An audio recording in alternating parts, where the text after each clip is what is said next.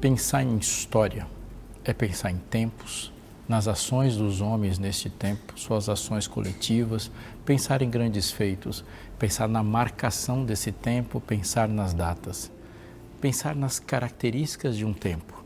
Pensar história é ter lugares na memória e como os homens se relacionaram com esses lugares. É em reinos que se levantam, reinos que caem.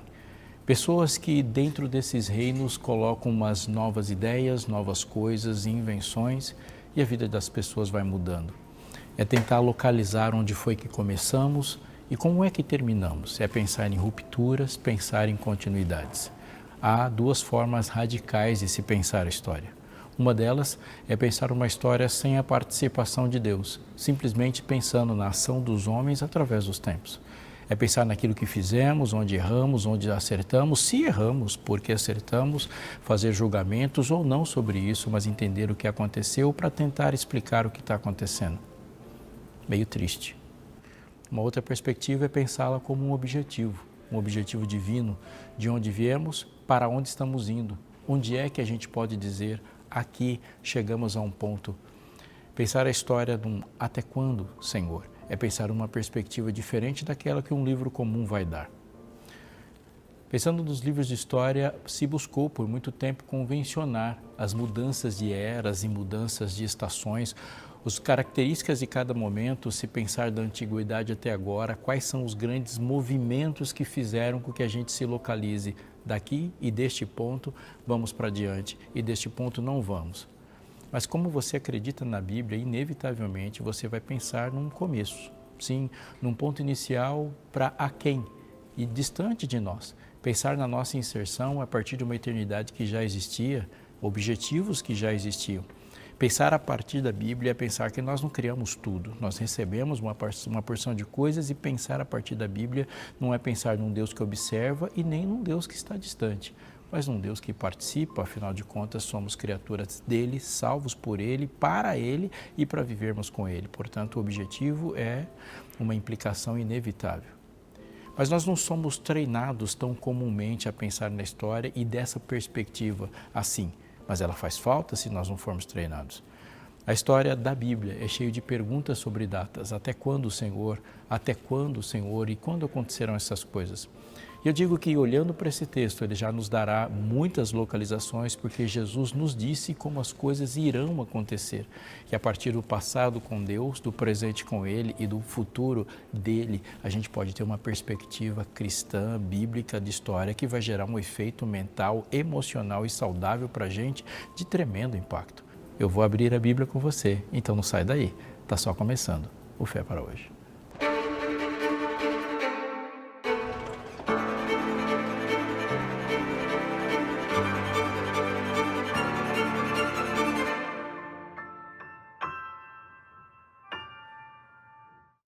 Uma perspectiva comum em divisão de história, muito aceita, é aquela que começa pensando a história, o estudo dela a partir da invenção da escrita. A escrita envolve muita coisa e uma delas é a reunião das pessoas numa sociedade hierarquizada, coletiva, onde tem as cidades, a cidade-estado. Uma vida mais complexa do que uma vida simplesmente agrária, rural ou isolada. Essa ideia de história a partir daquilo que se chamou de antiguidade vai até o momento em que o último império dessa antiguidade, o chamado Império Romano, ruir. O final do Império Romano envolve um outro mundo. Essa ideia de história também compreende um outro planeta, um outro modo de viver depois dos romanos.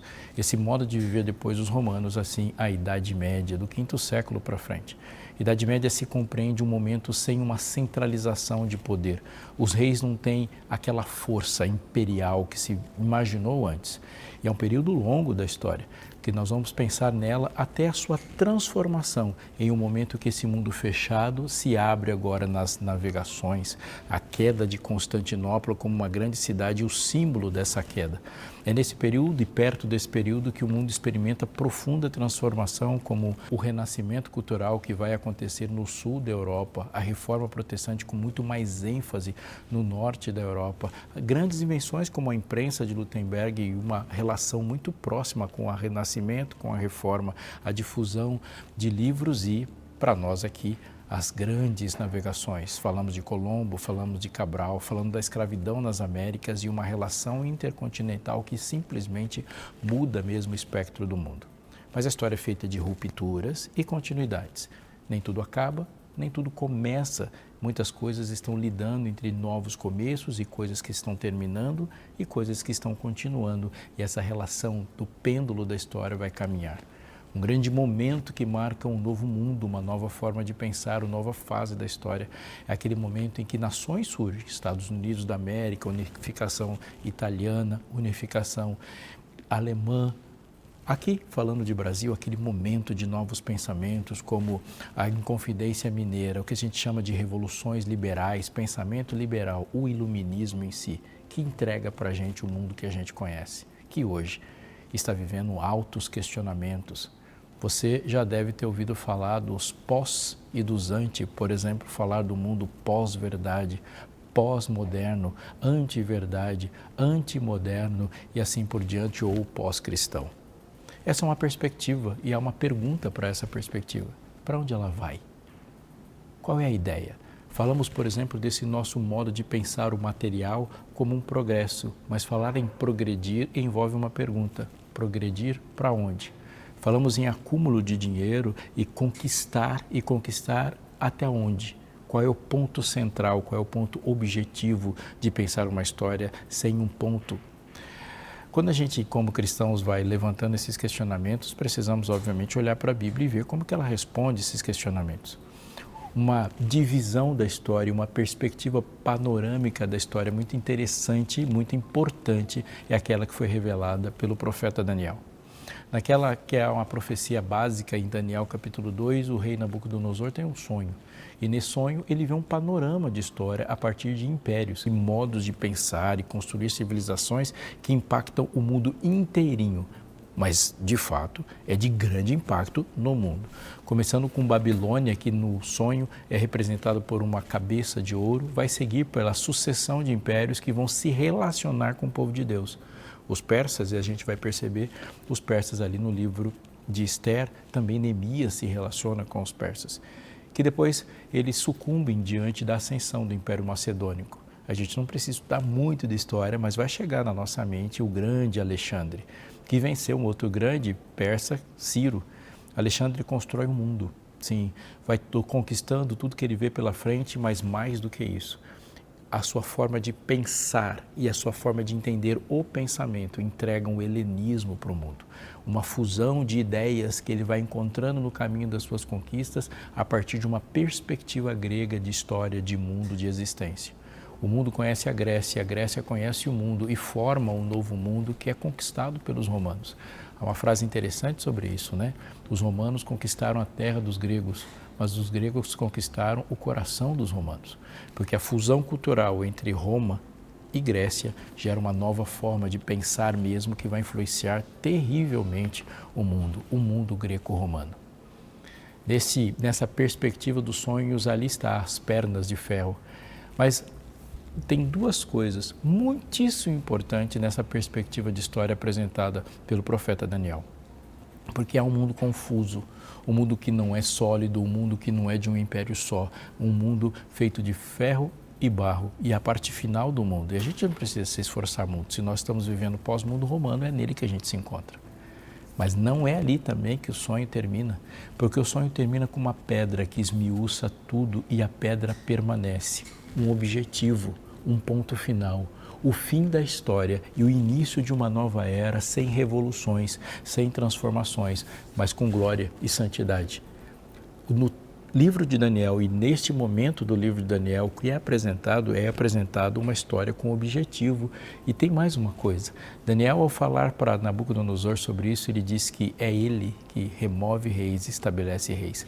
É a história com um protagonista soberano, não apenas olhando, assistindo a história e respondendo orações apenas, mas participando efetivamente da construção dessa história. Há um ponto, há um escatom, o ponto final, um objetivo para o qual nós estamos caminhando.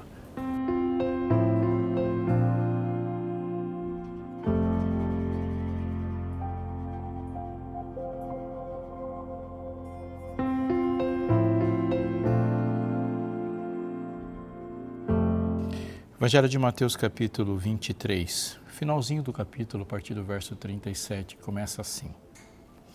Jerusalém, Jerusalém, você mata os profetas e apedreja os que lhes são enviados. Quantas vezes eu quis reunir os seus filhos, como a galinha junto os seus pintinhos debaixo das asas, mas vocês não quiseram. Eis que a casa de vocês ficará deserta, pois eu lhes afirmo que desde agora não me verão mais, até que venham a dizer, bendito que vem em nome do Senhor. Continuando no verso do capítulo 24, verso 1, disse, Jesus saiu do templo e, enquanto caminhava, os seus discípulos se aproximaram para lhe mostrar as construções do templo. Ele, porém, lhes disse, vocês estão vendo todas essas coisas? Em verdade lhes digo que não ficará aqui pedra sobre pedra que não seja derrubada. Verso 3. Jesus estava sentado no Monte das Oliveiras quando os discípulos se aproximaram dele e, em particular, lhe pediram, diga-nos quando essas coisas vão acontecer e que sinal haverá da sua vinda e dos fins dos tempos. Uma pergunta típica de quem quer conhecer história e de quem faz história. Quando e qual é o sinal? Quando e qual é o movimento que marca o fim de uma era e o começo de outra? Qual sinal haverá da tua vinda e da consumação dos séculos? Eles têm uma dedução na cabeça que claramente aparece nos próximos versículos e a dedução é o que Jesus falou no começo. Jerusalém, Jerusalém. Olhando para Jerusalém, eles tinham a compreensão que uma ação em Jerusalém, um fenômeno acontecendo em Jerusalém, determinaria o ponto culminante da história. Quando Jesus diz Jerusalém, Jerusalém, sua casa ficará deserta, quando ele aponta para o centro, o ponto focal de Jerusalém e o templo e diz que a partir dali, da destruição do templo, ele fala e confirma isso, não ficará aqui pedra sobre pedra. Quem estava procurando uma data e um acontecimento, teve na mente já o acontecimento. O que faltava para eles era a data. Então eles falam, Senhor, então quando?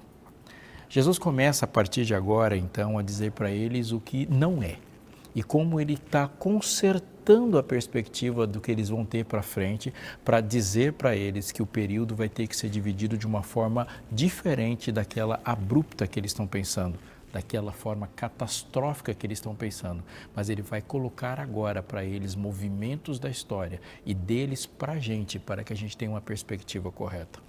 Olhando para o texto, a partir do verso 15, há uma divisão da história futura a partir do que Jesus falou, que nos é muito importante para a nossa localização.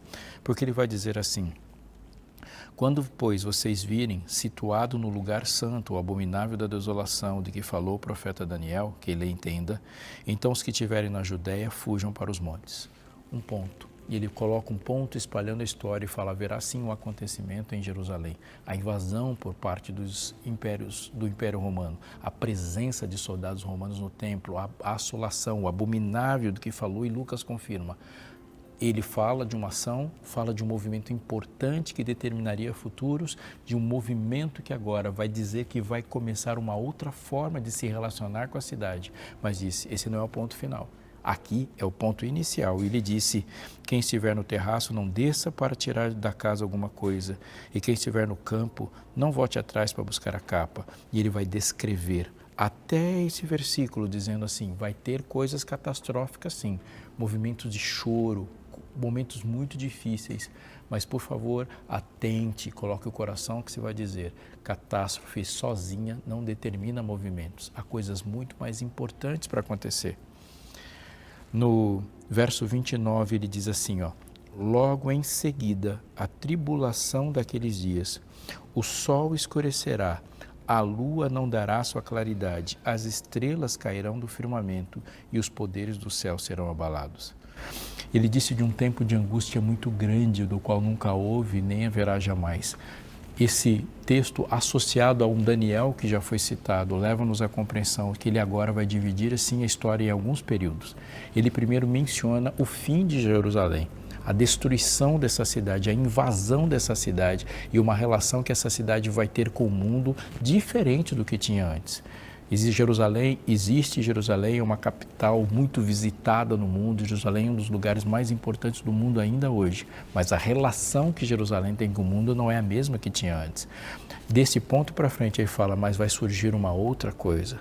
há uma tribulação, uma perseguição, um relacionamento do mundo com vocês que vai ser muito diferente. Podemos dividir essa história num período em que a gente pensa dos movimentos políticos do mundo, mas Jesus está dizendo não. Vocês vão ter um período muito longo de perseguição e vai ser a marca de uma era. O livro do profeta Daniel, ele situa, e lá em Apocalipse também situa esse período em mais de 1000 anos, 1260 anos, que a gente pode localizar do 6º século, que vai seguir até o século XVIII. É um período muito longo. Nunca houve e nunca haverá jamais um período tão grande, mas note o que ele diz aqui, porque aqui muitos cristãos se confundem ao marcar o tempo da história, porque ele diz assim, ó, logo em seguida a tribulação daqueles dias, o sol escurecerá, a lua não dará sua claridade e as estrelas cairão do firmamento. Se o período é de 1260 anos e nós já estamos a perto de 2000 anos de quando Jesus falou essa frase, podemos encaixar esse período inteiro no passado. Sim, então ele diz que logo em seguida da tribulação daqueles dias haverá sinal no sol, na lua e nas estrelas. Todos esses sinais, o sol, na lua e das estrelas, estão documentados e estão no nosso passado. Portanto, já houve um período e começou um outro período da história. A tribulação descrita no versículo 29 não é uma tribulação futura para a gente, é uma tribulação passada, um período longo de espaço de tempo da pergunta de quando acontecerão essas coisas. Jesus descreve muitas coisas ainda que estariam entre a perspectiva da sua volta e a efetivação da sua volta. Ele diz assim, no verso 30, então aparecerá no céu o sinal do Filho do Homem.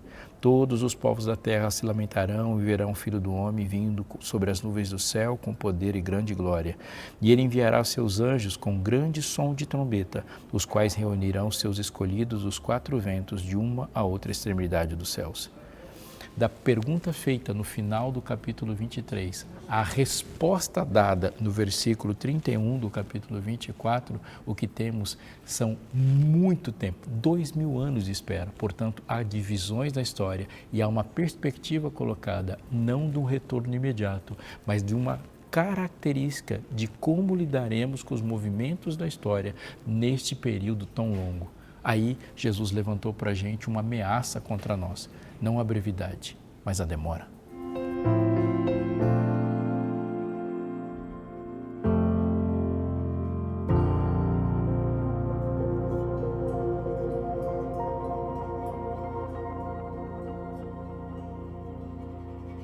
As parábolas que Jesus vai contar em seguida, ao falar e apresentar uma perspectiva da história, desde a sua cruz até o momento em que ele volta, colocando-nos nesse posicionamento e associando com o que falou Daniel, colocando e apresentando profecias de tempo e com a gente, enquanto povo de Deus, atravessando todos esses períodos, agora estão relacionadas com essa demora. Sim, quando Jesus conta parábolas como as 10 virgens e a parábola dos talentos, ele está explicando para os seus discípulos muito mais do que a expectativa deles para com a história e que quando ela culmina. Jesus está apresentando para os seus discípulos a expectativa dele, de como nós nos relacionaríamos com esse tempo todo onde a história muda e a promessa não. A parábola das 10 virgens é apresentada nessa perspectiva e ela fala de uma frase no meio que dá sentido a toda a parábola. Para você que não está familiarizado com a parábola das 10 virgens, presta atenção. Ela está lá no Evangelho de Mateus, capítulo 25. E do verso 1 até o verso 13, Jesus conta de um casamento. E as virgens, as moças, se dirigem para esperar o noivo chegar no casamento. A condição para a entrada nessas bodas é ter lâmpadas acesas. E ele divide em 2 grupos de pessoas. As 5 virgens prudentes que levaram as lâmpadas acesas, portanto, elas têm azeite dentro da lâmpada, mantendo essas lâmpadas acesas, mas ele vai dizer que elas levaram mais azeite consigo, azeite de reserva. E ele deixa bem claro qual a função desse azeite de reserva. Se estão com as lâmpadas acesas, elas levaram mais azeite, é porque elas estão preparadas, caso o tempo de demora do noivo seja maior do que o tempo da queima do azeite dentro da sua lâmpada. Portanto, a parábola está diretamente relacionada a uma quantidade de tempo longa, maior do que aquela que está dentro das lâmpadas. As virgens loucas ali são descritas, são aquelas que não calcularam, não projetaram uma história longa, uma história que atravessa várias fases, uma espera cansativa. Assim, na parábola das 10 virgens, o centro da parábola está na perspectiva da espera, a prudência de enfrentar longos períodos de tempo, e o texto que centraliza isso tudo é quando ele diz: e tardando o noivo. É a tardança do noivo que gera o sono na parábola, é a tardança do noivo que dá sentido para o preparo de levar azeite a mais, e é a tardança do noivo que gera um julgamento para aquelas que foram esperar o noivo, mas não tiveram uma perspectiva do tempo longo, e essa perspectiva do tempo, não sendo longo, causou nelas uma ineficiência no preparo. Jesus ele vai apresentar uma outra parábola, colocando a perspectiva dele na história, que é a parábola dos talentos, chamada parábola dos talentos, que eu posso também chamar para você a parábola dos servos. Para a gente entender melhor essa parábola, vamos primeiro para a história. A história que Jesus contou, essa parábola é de um senhor rico, que ausentando-se do país, entregou seus bens aos seus servos. E a palavra aqui, traduzida como servos, mas que Jesus usou, é doulos, escravo. Isso significa que eles eram propriedade daquele senhor. Importante a gente colocar essa questão também. Quando se fala de escravo para a gente hoje, a nossa mente vai gerar imagens da escravidão como foi experimentada nas Américas nesse período moderno da história. Mas ela é diferente da escravidão antiga, porque na escravidão das Américas, essa escravidão é étnica, ela é maciçamente africana. Mas a escravidão no mundo antigo havia mais motivos do que um mercado para se causar escravidão. Uma pessoa podia se endividar, ser derrotado numa batalha e assim por diante. Então há escravos, por exemplo, que são mais cultos que seus senhores, escravos que dominam muita tecnologia, escravos que dominam técnica, que dominam sabedoria, eles estão mais intelectualizados, inclusive, e prestam serviço. Um exemplo disso é Daniel, que é escravo de Nabucodonosor, mas ele é o homem mais inteligente do mundo e serve Nabucodonosor com sua sabedoria. Aqui esse homem, ausentando-se do seu país, entrega um bem considerável para esses escravos, o que a gente vai inferir que eles são investidores. O texto diz que voltando depois de um longo tempo, porque na parábola ele diz no verso 19, depois de muito tempo. Muitas coisas na história aconteceram entre o momento em que o Senhor entrega os talentos para os seus escravos, até ele volta para prestar conta. Portanto, coloque isso muito bem na margem do seu raciocínio. Para se dobrar o patrimônio, dobrar o talento, fazer com que aqueles bens confiados a eles aumentassem, foi necessário agir muito, agir intensamente e agir por um longo período de tempo. Há um talento sendo entregue em um período da história e esse talento é entregue para o seu senhor em outro, ou seja, ele cresce no decorrer da história. Pensando individualmente, isso se refere para a gente àquilo que Deus nos confiou e como nós o servimos até que Ele volte. Jesus está dizendo uma aplicação imediata. A nossa espera é uma espera ativa, é uma espera servindo, é uma espera apaixonada e é uma espera com disposição. Não simplesmente nos encolhemos, mas é uma espera consciente de que ela é longa a partir da perspectiva dos discípulos. Isso significa também que no decorrer da história, aplicando a parábola do momento em que há a pergunta e o Senhor vai, ou seja, quando Jesus ascende ao céu, até o momento que ele volta, essa longa espera significa trabalhar os talentos num período gigantesco, 2000 anos.